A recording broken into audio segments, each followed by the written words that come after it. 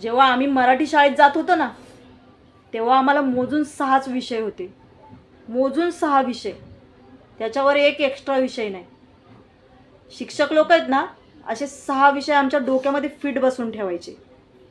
विसरला की हाणला. आज मुलीची आहेत ना, FY BComची पुस्तकं आणायला गेले होते.